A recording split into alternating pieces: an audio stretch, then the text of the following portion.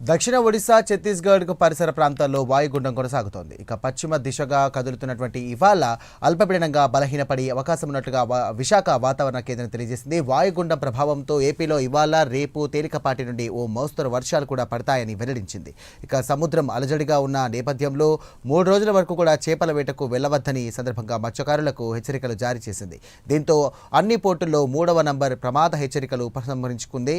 మరోవైపు ఈ నెల 30వ తేదీకి అండమాన్ ప్రాంతంలో ఆవర్తనం ఏర్పడే అవకాశం ఉన్నట్లుగా ఐఎండీ తెలియజేసింది. దీని ప్రభావంతో ఉత్తర మధ్య బంగాళాఖాతంలో అక్టోబర్ 1వ తేదీ నుండి ఇక అల్పపీడనం ఏర్పడే అవకాశం ఉన్నట్లుగా వెల్లడించింది.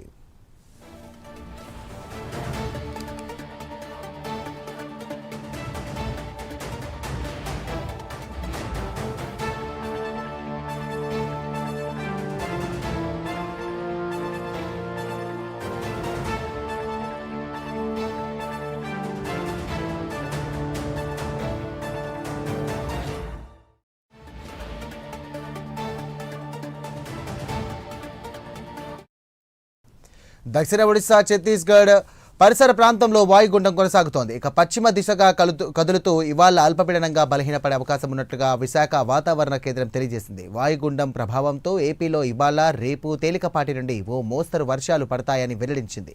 సముద్రం అలజడిగా ఉన్న నేపథ్యంలో 3 రోజుల వరకు కూడా చేపల వేటకు వెళ్లవద్దని ఈ సందర్భంగా మత్స్యకారులకు హెచ్చరికలు జారీ చేసింది. దీంతో అన్ని పోర్టుల్లో 3వ నంబర్ ప్రమాద హెచ్చరికను కూడా ఉపసంహరించుకుంది. మరోవైపు ఈ నెల 30వ తేదీకి అండమాన్ ప్రాంతంలో ఆవర్తనం ఏర్పడే అవకాశం ఉన్నట్లుగా ఐఎండీ తెలియజేసింది. దీని ప్రభావంతో ఉత్తర మధ్య బంగాళాఖాతంలో అక్టోబర్ 1వ తేదీ నాటికి అల్పపీడనం ఏర్పడే అవకాశం ఉన్నట్లుగా వెల్లడించింది వాతావరణ శాఖ.